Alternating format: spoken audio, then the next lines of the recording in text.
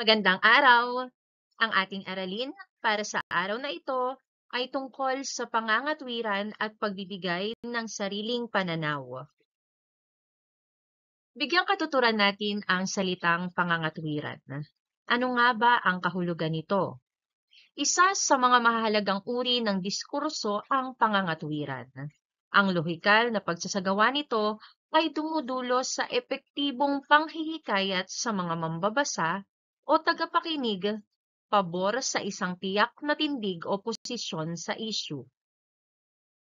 Ayon kay Bernales, ang diskursong panghihikayat ay nakatuon sa pagbibigay ng isang sapat at matibay na pagpapaliwanag ng isang issue o panig upang makahikayat ng mambabasa o tagapakinig. Ito ay larangan ng pagpapatalas ng kaisipan tungo sa pagpapatibay ng paniniwala o paninindigan. Ayon naman kay Cabrera, mahalagang taglay ng nagsusulat ang kakayahan sa mahusay na pangangatwiran. Mahalaga rin ang mahusay at malalim na pananaliksik bilang paghahanda ng pagbuo ng argumentasyon. Mayroong dalawang elemento ang pangangatwiran. Una, ang proposisyon. Ayon kay Melania Abad, ang proposisyon ay mga pahayag na inilahad upang pagtalunan o pag-usapan.